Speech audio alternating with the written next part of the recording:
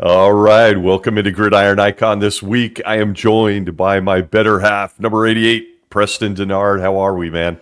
My friend, I am doing quite well. Good to see you once again, and Good we to get see to you. open our mouths and give our opinions. Imagine that. As if that's like As if editorial. that's right. And it's February, I might add. Happy Yes, it February. is. Woo! Already 2025 seems to be screaming by.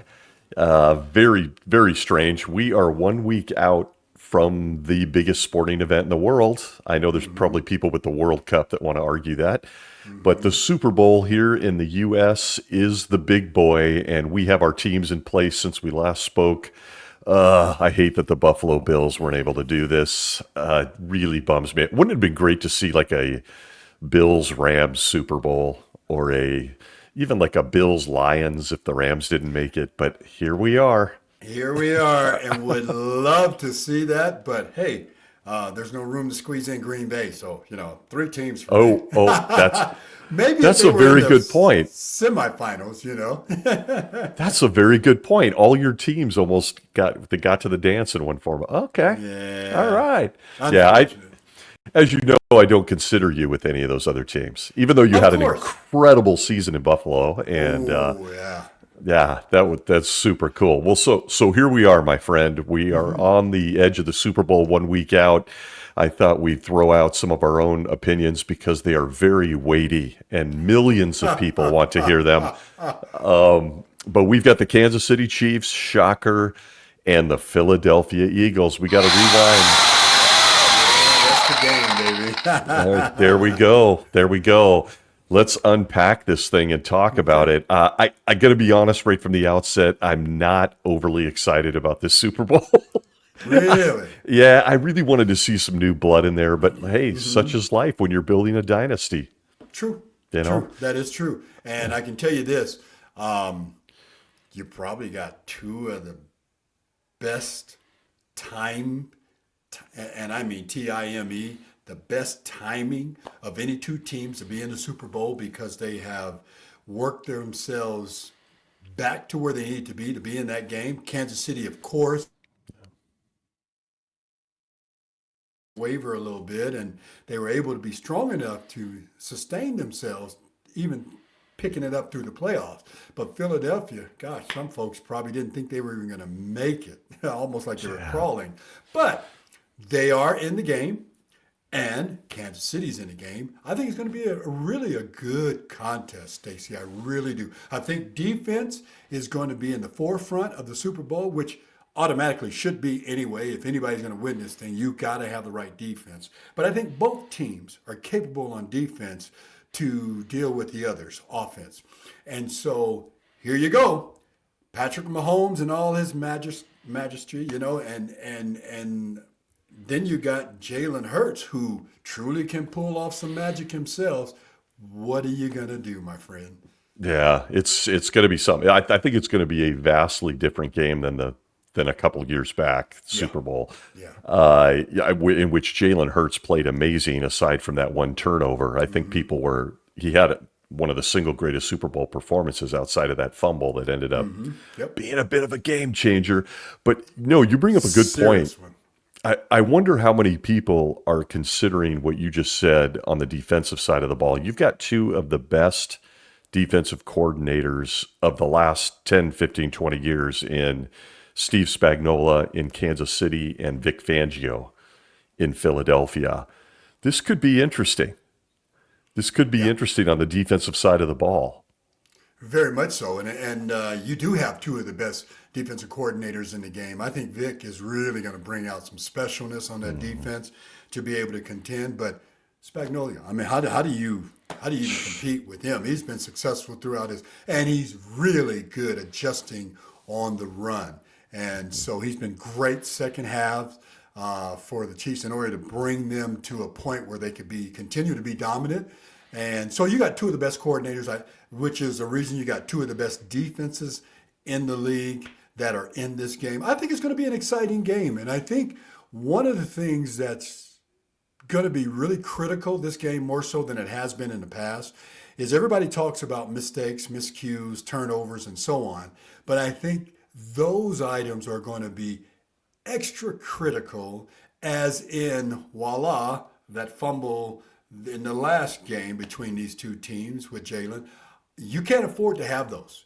You can't afford to have any mistakes on offense. You can't have any miscues.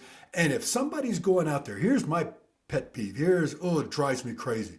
If some receiver or some player on that offense doesn't understand their offensive play or their responsibilities in that play as well as they should prior to going into this game, I got an issue with that because they weren't ready. They were not ready to play ball. And that's going to be the difference in the game. Somebody that's going to jump offside. Somebody's going to have a miscue. They're going to misread the defense. They're going to misread maybe even what the call is. And, a lot of times those receivers and quarterbacks have assignments, unwritten assignments. They're just natural rules. They're like the sight adjustment on the blitz. When you recognize it, you have an adjustment route. Between the quarterback and the receivers, if they're not in tune, it's over. Now, what's the physical difference, I think, that's going to be in the game? Speed. So if Philadelphia doesn't defend the speed, they end up being neutralized and therefore vulnerable to the big play. Kansas City, oh my gosh, they just got to figure out one thing. How do you take Saquon out of the mix? Oh, man. There you go, my friend. If we or anybody for that matter had an answer to that, the Rams might be in this game. Well, that's true. he just absolutely killed him again on He two did. or three plays. It's just, he's an incredible player. Very good point. And to your thoughts, we won't get into predictions till the very end here, but I got to tell you, when you look at the two coaching staffs, to your point about adjustments on the fly, halftime adjustments, Yeah. my God, Andy Reid Oh, is now in the Mount Rushmore of coaches. I mean, come on. How bizarre these are his two teams in the NFL. Again, second time, he gets to break Philadelphia's heart again. But Andy Reid and that staff with Spagnuolo and Nagy and all of those guys versus, I'm going to say it, Nick Sirianno. I don't want to be too negative about it, but I'm not putting him on par with Andy Reid. I'm just not. Right. I think Andy Reid's probably the best in the game right now. he is. So very, very interesting. And they've got a lot of young players, particularly on the offensive side of the ball in Kansas City, the skill positions, the Worthies, and some of the backup tight ends to Kelsey and whatnot. I got to tell you, you mentioned defense. Do any of these guys have a chance of stopping the other guys' wide receivers? I mean, No. the Phillies corners they've had an incredible year. Quignon and DeJean. But can they stop Worthy? Can they stop DeAndre Hopkins, who's playing in his first Super Bowl? Juju Smith-Schuster. These are savvy veterans. Do you think that's a game within the game? I think it's a game within the game, but I don't think it's the important game. As I mentioned, Saquon on the Philadelphia side, guess what you got to deal with on Kansas City? Patrick Mahomes? Nah. Yeah. Those little young receivers? Nah. Yeah, the running backs who may come in there and spruce? Nah. Is it the offensive line? No. You know what it is? Travis. Oh. If they can't control Travis Kelsey, the game's over. Oh. The game is over. Okay. He will be the difference for Kansas City this Super Bowl, and he will, and Saquon will be the difference for Philadelphia. That's really where I'm going. Those two individuals, if they're out of the equation at any point during this game, it's over for them. I think you got to have both of those guys till the last second on the clock with the last opportunity to perform, and I think those are the key. You got some quick receivers. The DBs are going to, the DBs got to do the same thing on the Kansas City side. They got to be able to contend with Philadelphia. So the passing game's going to be there. The running games are going to be there. But I don't think it's going to be typical in what we anticipate with the receivers going against the DBs and all that. I think it's Travis Kelsey for Kansas City, Saquon for Philadelphia. Interesting. Okay, so you've named your X factors I on did. both sides of the ball.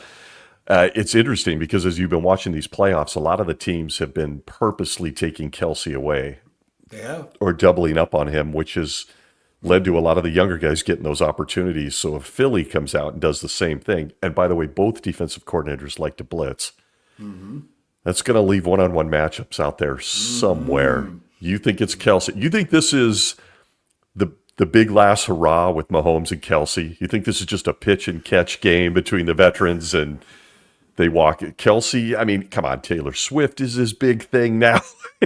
Is he going to walk off into the sunset? I know, it drives me nuts. I don't even want to get into that, but we're here for a ball game, people. But We are. if Kelsey just goes off and him and Mahomes connect, even if it's just the one play that makes a difference in the game, you think Kelsey walks?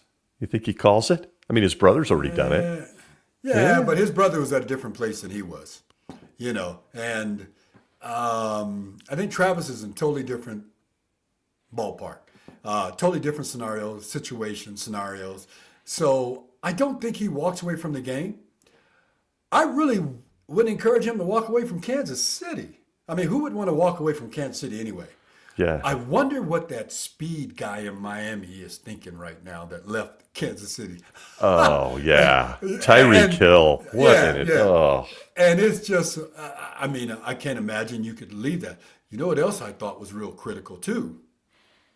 Is you had your offensive coordinator leave for an equal position, which I wasn't happy about because why would you leave the same position you're at with great success with the best player at quarterback and the team you had to go somewhere else? Maybe there was more deeper issues than we thought. But back to the guys at hand. Oh yeah, Travis Kelce. Yeah. He's a difference maker. Yeah, that's funny you bring up the OC, Eric Bieniemy. Eric Bieniemy, We haven't heard much from him lately. It really makes you look back on all the Kansas City success and even the success they've been having without him, and raises a few questions. I don't have it in front of me, but I believe he was recently released from a coaching job in the college ranks. Really crazy to think. Really? Yeah, I didn't don't see quote that. me on that. I'm coming at it uneducated, but I swear he was just helping out a program and they let him roll. Haven't heard much from him. And Kansas City has continued to roll. So, yeah, Yes, yes. Tyreek Hill's comments as of late have been, he's got to be bitter. He went for the money. He certainly had a huge season the season before last, but he doesn't have Andy Reid and he doesn't have Patrick Mahomes. No. And here we are. That's the big game, the Super Bowl. But, the bottom line is sometimes we make decisions in our careers from the team side as well as from the player side that don't make sense or they never pan out or the assessment you thought was totally incorrect. That happens a lot team to players more so than the players toward the game or the team. So it's unfortunate that it's like that, but hey, somebody else is being blessed, worthy with the opportunity of getting to the Super Bowl and being that speed guy. Yeah, yeah. It's going to be really interesting, again, just kind of doubling back on the defensive coordinators to see what Spagnuolo did to Josh Allen in that game. I mean, the critical play at the end of the, without getting into all the controversy about the refs, I do want to ask you about that. But that critical play where the tight end wasn't able to secure the catch and going back, you see Spagnuolo blitz a corner. Yeah. In that critical moment, he sent a corner after Josh Allen, which completely disrupted the play. I think, you're bringing me around. I guess what I'm admitting here after this conversation, you're bringing me around. This might be an interesting Super Bowl. There might be some really crazy, fun things on the defensive side of the ball. The only time that a team that I know of, the only time that a team has not been able to successfully overturn a victor from the game before, you think about Oregon and Ohio State. They played twice. Ohio State comes back and beats them. You think about a lot of teams that have met during the season and they get into the playoffs and the tables turn. Not so for the Buffalo Bills in the 90s. They just couldn't figure it out. And so with Kansas City and the move Spagnuolo made with the blitzing corner, but the key was I'm disappointed in Philadelphia because he was to the short side of the field. The receiver, Here's what I had with Vince Ferragamo. If I was to the short side of the field and the defensive back was heavy inside coverage and I see him more on the balls of his inside foot, I know he's coming off the face of me. I know there's a blitz involved. And there's something that's called the blitz triangle that receivers own, and I've been teaching young receivers too. You have the responsibility of three guys that might blitz off of you. The guy head up over you who might be bump and run or a walk-off backer, or the first guy inside you if you're the outside split guy, and the first guy over top. That's the triangle. Wow. That's the triangle. Nobody understands that. And so any one of those in a triangle blitzes, you adjust. There was no natural adjustment when that corner came off the blitz. You didn't see the receiver do anything. He just kept off. And so there was not even a signal, Stacy. In the beginning, be alert.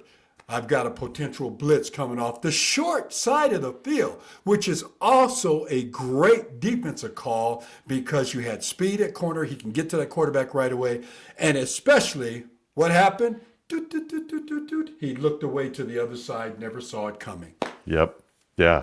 X's and O's with Denard. That is gold. The We can go there. triangle. We the can go there. triangle on the short side of the field. Great stuff, man. We need a whiteboard in here. We need to break this down. Great stuff. We could. I'm going to do that from now on. I'm going to get on a board for you. We got to get a whiteboard in here for you. Heck Like some kind of digital. We'll make that happen. That is super cool. Yeah, you didn't see that. And I guess what's so unnerving about that for Bills fans today is that they have an experienced receiving core. I guess Keon Coleman is a rookie, but you've got Amari Cooper. You've got some of these guys that have been around a while. Hollins. Mm-hmm. You've got some of these guys, and it just, I don't recall who it was that was over the front end of that corner, but God, what a play. What a play. Yeah. Got to talk for a few minutes before we get into Super Bowl predictions.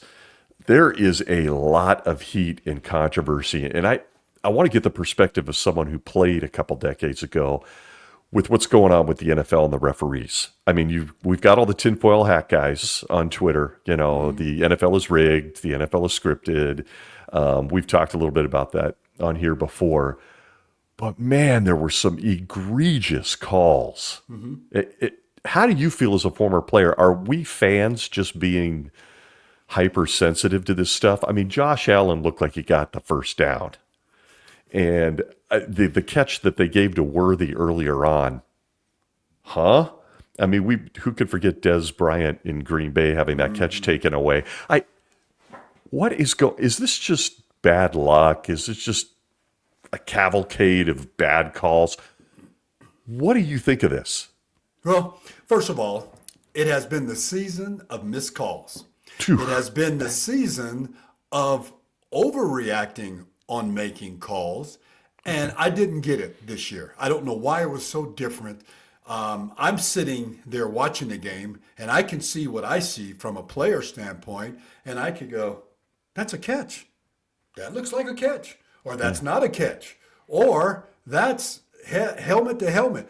But in regards to those two particular plays, yes, very much inaccurate calls. And I don't know what the scenario is. Now, there has been an unwritten dialogue about maybe the league's throwing the games. Maybe they're trying to get these two teams in the Super Bowl. There's a whole lot of stuff that got to go on. Yeah. You got 53 daggone guys on another side of the field that's saying, I'm not going to let you just easily get there.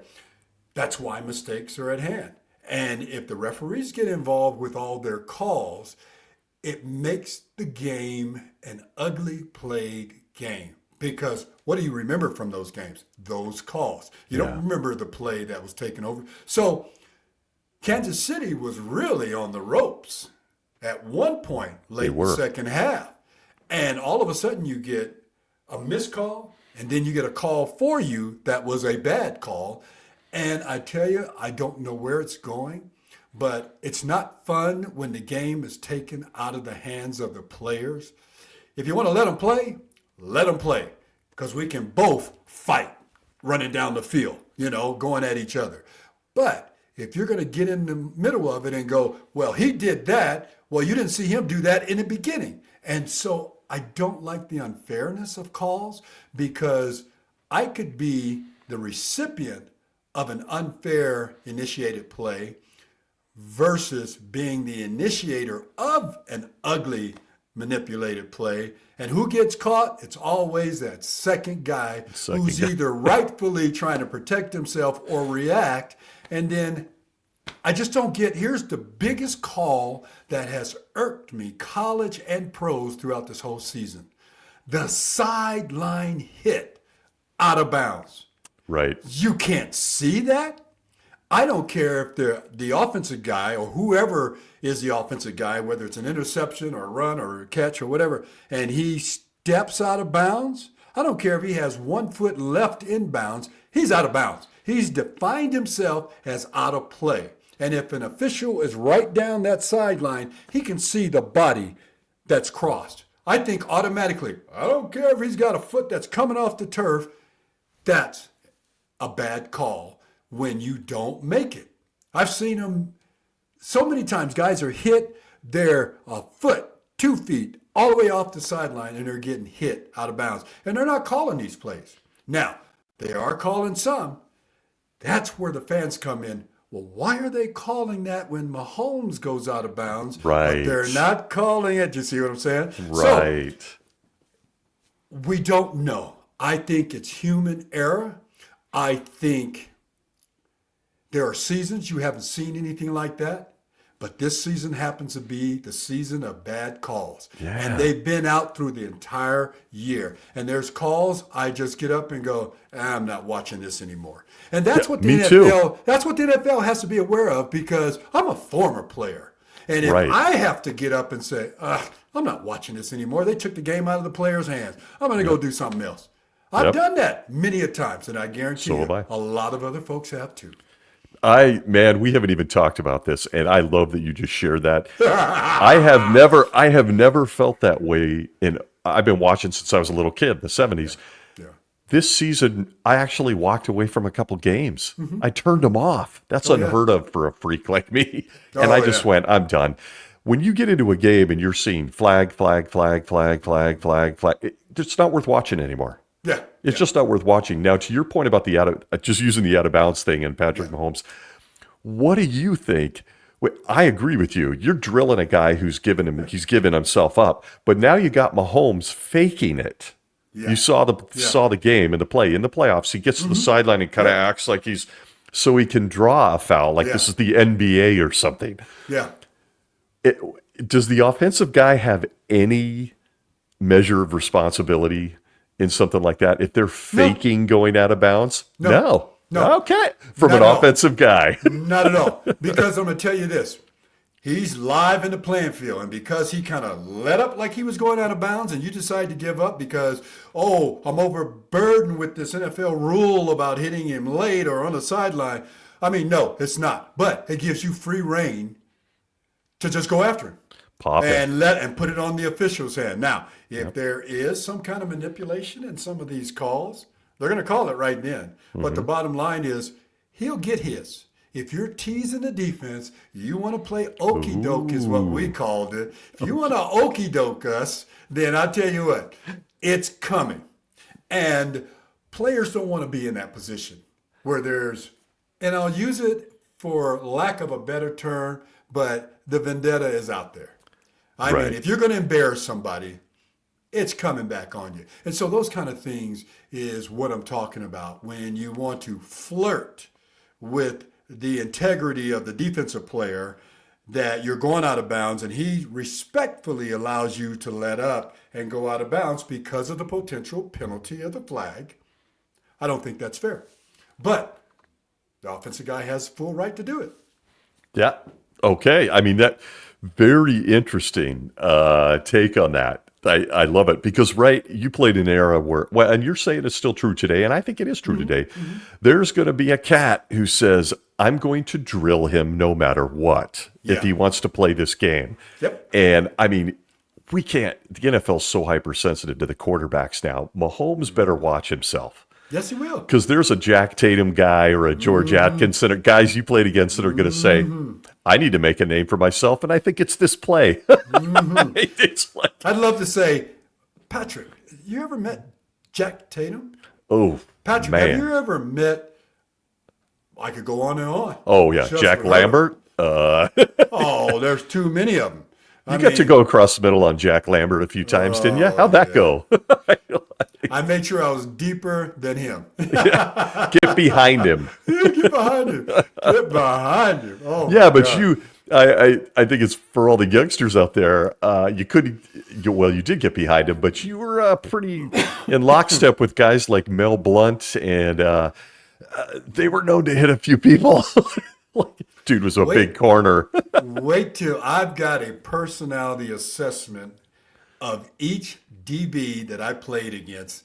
Can't wait Can't for wait. us to get into that show because you're going to learn some stuff about some guys you never even thought of. Cannot wait. yeah. I am here for it, and I know listeners are too. I hope yeah. you'll talk about this guy right Oh, yeah. here because you Oh, went talk about against it. you went against him. And by the way, happy birthday to Nolan Cromwell this week. Is it today? This week? Huh? No, was it 2 days ago? 2 Oh, days I got ago? to call Something my like that. boy. I got to Yeah, call my boy. it was his birthday. So Oh, bless his heart. Love some Nolan, man. there was a teaser before we end the show here. Mr. Denard is going to talk defensive backs, ladies and gentlemen. For those of us that were there and watched those games, you're going to want to be here for that episode. Stay tuned. Okay, let's talk Super Bowl predictions as we close out in our chat this week. Who do you like? Wow. It's tough, man. Okay, so who do I like? I'm hoping Philadelphia can pull this out. Okay. Not so much I like them or whatever. I just would love to see that happen. Now, let's get to some technical expertise and why that may not happen.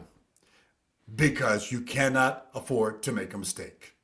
If Philadelphia cannot offensively get that act together and just be a steamroller down the field, if Saquon's not having a game we anticipate he's potentially can happen, they're in trouble. Because Patrick, it doesn't matter what kind of platform you give him, he finds a way to get through it. And mind you, I go back to this, Travis Kelce. So Okay. here's my take, my friend. If it ain't a blowout, which I don't think it's going to be a blowout, it's going to be a 4-point game. Okay. A weird 4-point game. You think about that. Not 3, not 7, but a 4-point game. So you either got a 28-24, you got a 32-20. You got something like that. And I think, gosh, The I think difference is Philadelphia Taylor. pulls it out. Oh, Yeah. what? Philadelphia Whoa. pulls it out. Philadelphia pulls it out. And I'm expecting a mistake-free offensive side of the ball. But the first time they cause a critical mistake, but in the second half, that whole game plan changes. That's how I feel. Okay. Wow. That had some great in-depth analysis there. Here we go, folks. Guess what? I'm going to disagree, and that's what makes this Yeah. fun. Oh, I think Mahomes has lost him. He's won him. He's been to this will be his 5th. I think he's the difference. I actually think the bigger difference is Andy Reid. I don't think Nick Sirianni's in his league. And I think that the Kansas City Chiefs are going to take away Saquon Barkley. Spagnuolo's going to design a defense to take away Barkley. Don't know how that's going to work. Just calling it. And they're going to make Hurts win this game, and I don't think he can do it. They're going to make Hurts. I love it. Brown. Okay, he's got a flag on the play. Devontae Smith, A.J. Brown, and Dallas Goedert, if they don't have big games and Hurts himself has a big game throwing the ball, I think the Chiefs win this game. And they win it because Mahomes and Reid, I'm sorry, man, it breaks my heart to say this, but going back to your era, watching Bill Walsh and Joe Montana do what they did to people was just bonkers. Just good teams, great players, they still just did it. yeah. And and I think we're going to see this era's dynasty in the Kansas City Chiefs. Like it, love it, hate it. Yeah. I also have to admit, as an NFC guy, I don't think the Rams should have lost to the Eagles. I don't think they should be here. So I am not rooting for them. But you know what? Ask yourself this as we get ready to wind this thing down. Ask yourself this. Why do those things happen? When you know you're much more talented in more positions than they are, when you also know you have the skill set players that can off-seat them no matter what they do, how do you lose? Yeah. Mistakes. Yeah. And I think that which is why I'm a little surprised you picked Philly, if I'm being honest, but I think that Philadelphia is more prone to mistake. They should have lost to the Rams. Mm-hmm. The Rams blew it. They had the ball with 2 minutes to go. They were right there almost in the red zone. They blew it. Yeah. I'm not saying Philadelphia isn't good. They're incredibly talented. But I think if you're going to look at the two teams and go, who's more apt to make a mistake on the world's biggest stage? It probably it's the is. Eagles. Yeah. Let me give you this and leave you with this point. The reason that I even lean back over to the Philadelphia Eagles is because I saw in the second half late in the season, Kansas City was vulnerable. Yeah. Aha. Don't disagree. I'm holding out on that. If Yep. that doesn't happen, yeah, Kansas City wins it. And Right. really in the back of my head, I'm saying Kansas City wins it. But I'm pulling for Philly, and I think Philly, going back into this thing again, is going to know what it takes to get it done. Yep. And you think about it. What's the big difference with these teams? I know Kansas City's got new players and all that, but what's the big difference in this game? Saquon. Enough said. Got to take him away. If he goes off, it's over. Yep. And I think it could be a blowout. I think Philadelphia If you let Saquon go off, it's over. They'll control the clock. He wants this. He wants this. Yeah. He wanted it day one, the first game of the season. He wanted this. I'm just going to say this. Deja vu. Mahomes has something most guys don't. Oh, I've seen it before in a number 16 in San Francisco. I've seen it before. I'm not going to use the guy in New England because I don't want to get into it. I've seen this before. Some guys have it stuff. Yeah. And here we go. So there it is, folks. Gridiron Icon, our predictions. Okay. Preston and Stacy disagree, and somebody's going to be eating crow. Probably be me. Why not? We'll see it next week. Crow. Yeah. I'll eat burnt toast or bacon, but no crow. Amen. I'll join you.